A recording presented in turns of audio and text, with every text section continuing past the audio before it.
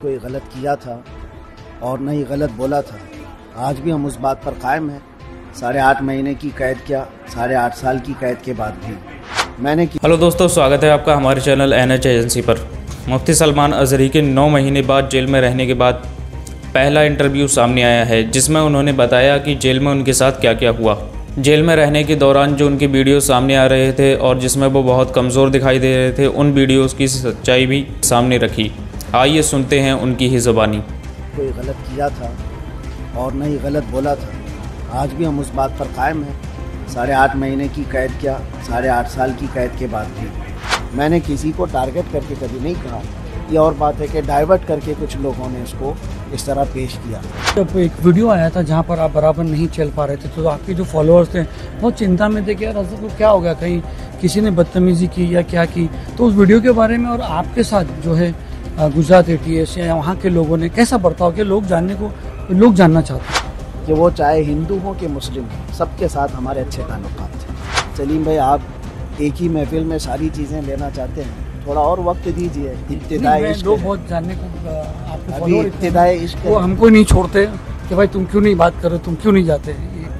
दोस्तों, सलमान अजहरी साहब 9 महीना जो है जेल की सलाखों के पीछे रहने के बाद जो है इनकी सुप्रीम कोर्ट से रिहाई होने के बाद आज मदनपुरा इलाके में वो बड़ी मस्जिद में जो है यहाँ पर नमाज़ पढ़ने आए और यहाँ पर जो है उन्होंने लोगों से भी बात की। लोग वहाँ पर बड़ा हुजूम लगा हुआ है।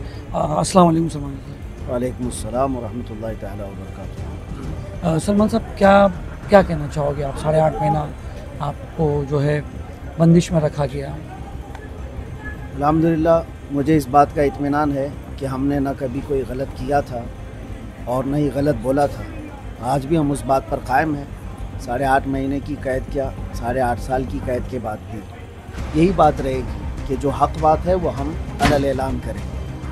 हमने कोई गलत नहीं कहा और ये हमारे मुतालिक सबसे बेहतरीन जो इंसाफ आया है वो सुप्रीम कोर्ट का है। वो आपने भी देखा होगा और सब वायरल है।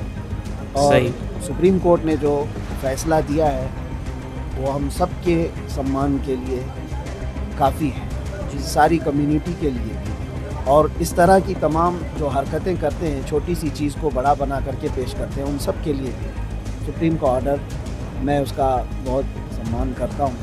ख़ास तौर पर ये उन्होंने कहा है कि हमने कोई हेट स्पीच नहीं की है। और हकीकत बात है, मैं पहले भी कहता रहा, मैं किसी कौम को या किसी पर्सनल शख्स को टारगेट करके कभी नहीं कहा। मैंने किसी को टारगेट करके कभी नहीं कहा। ये और बात है कि डाइवर्ट करके कुछ लोगों ने इसको इस तरह पेश किया था, लेकिन देर से ही हमारे हक़ में फ़ैसला आया है, हम उसका आधार करते हैं। जब एक वीडियो आया था जहाँ पर आप बराबर नहीं चल पा रहे थे, तो आपके जो फॉलोअर्स थे बहुत चिंता में थे कि यार अजहर को क्या हो गया, कहीं किसी ने बदतमीज़ी की या क्या की। तो उस वीडियो के बारे में और आपके साथ जो है गुजरात ATS या वहाँ के लोगों ने कैसा बर्ताव किया, लोग जानना चाहते हैं। उसी वक्त मुझे भी ये खबर पहुंची थी कि इस तरह की बातें बाहर वायरल हो रही हैं। ऐसी कोई बात नहीं थी। मुसलसल मैं सफ़र में था और आप देख रहे हैं, एक केस के बाद दूसरा, दूसरे के बाद तीसरा, इन्होंने सांस तक लेने नहीं दिया। एक जगह FIR किया, यहाँ बेल हुई, दूसरी जगह किया, वहाँ बेल हुई, तीसरी जगह किया।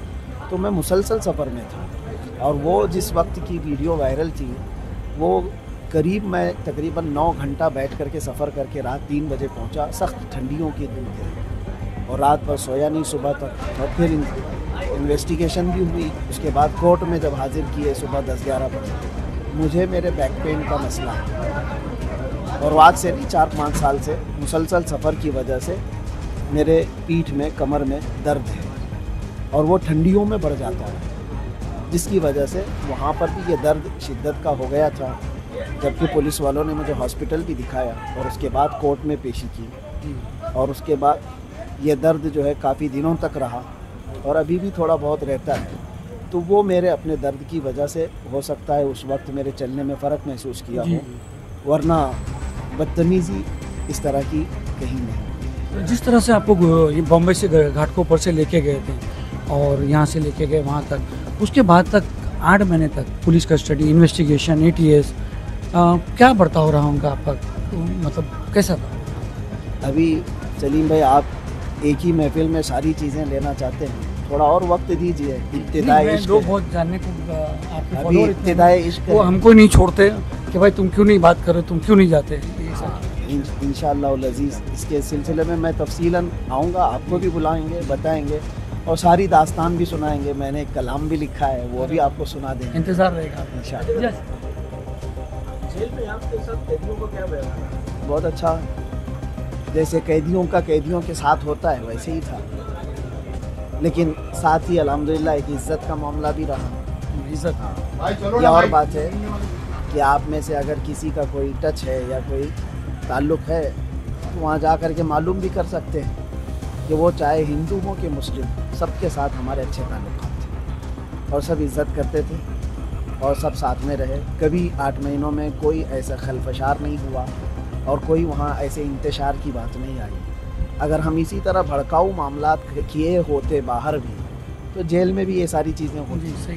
क्योंकि जेल में तो सारी कम्युनिटीज़ होती हैं और ख़ास तौर पर वहाँ पर किसी की इस तरह की पकड़ भी नहीं होती, सारे क्राइम किए हुए बादशाह होते हैं और लड़ने मरने को तो एक पाँव पे खड़े रहते हैं। लेकिन अल्हम्दुलिल्लाह कभी ऐसी नौबत नहीं आई, इसलिए कि हम वहाँ पर भी मोहब्बत का पैगाम फैलाते रहे। जी, आपके फॉलोअर को कोई संदेश देना चाहते हो? बस हम यही कहना चाहते हैं कि हालात से घबरा कर और हालात से डर कर के हम हक बात कहना नहीं छोड़ेंगे। एक चोर ने मुझे नसीहत किया जो तकरीबन 16 या 17 मरतबा चोरी के केस में अंदर आया और उसका मामूल है। मैं ये नहीं कहता कि चोरी अच्छी चीज़ है, लेकिन उनका पेशा है, आते हैं जाते हैं, आते हैं जाते हैं। तो उसने मुझसे ये कहा था कि हम इतनी मरतबा जेल आए गए लेकिन चोरी छूटती नहीं है और आप एक बार जेल आकर के हक बात बोलना मत छोड़ो। क्या बात?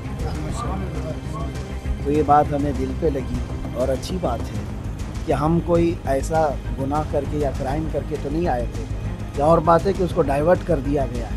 इंशाअल्लाह अज़ीज़ वक्त आएगा, वो भी समझ जाएंगे, हम भी समझ जाएंगे इंशाअल्लाह। आज हालात इलेक्शंस के बहुत अलग हो रहे हैं, तो क्या लगता है आपको, मतलब कुछ कहना चाहोगे इसके ऊपर कि कोर्ट के ऑर्डर है? जब हम आएंगे तो इंशाअल्लाह उस पर भी बात करेंगे।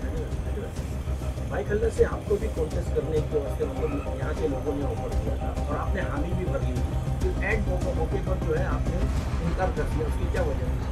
ये तो आप लोगों की मोहब्बत या आप लोग मदनपुरा वाले होंगे जो एक रात में दूल्हा बना देते हैं।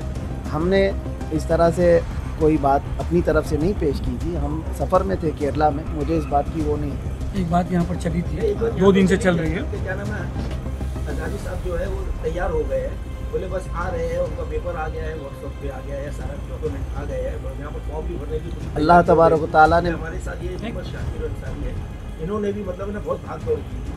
तो फिर एंड मोमेंट पे ऐसा हुआ कि हजरत नहीं आ रहे हैं, नहीं लड़ेंगे। नहीं, असल मसला ये है कि मदनपुरा वाले आप लोग ये चाहते हैं कि आपकी कुर्सी पर बैठें और पूरा हिंदुस्तान भी चाहता है कि मैं उनके लिए भी कुछ काम करूं। तो एक मखसूस कुर्सी के लिए नहीं, अल्लाह तबारक व तआला ने जो कुर्सी दी है वो बहुत बड़ी है। जी, बहुत बहुत शुक्रिया। तो देखा आपने, मुफ्ती सलमान अज़हरी ने उस वीडियो का भी सच बता दिया कि सफ़र की वजह से उनके चलने में फ़र्क दिखाई दिया था। बाकी जेल में उनके साथ कोई भी बदतमीज़ी नहीं की गई थी, ना ही कैदियों ने की, ना ही पुलिस वालों ने। अगर आप हमारे चैनल पर नए हैं तो चैनल को सब्सक्राइब करें और वीडियो को लाइक करके दूसरों तक ज़रूर शेयर करें।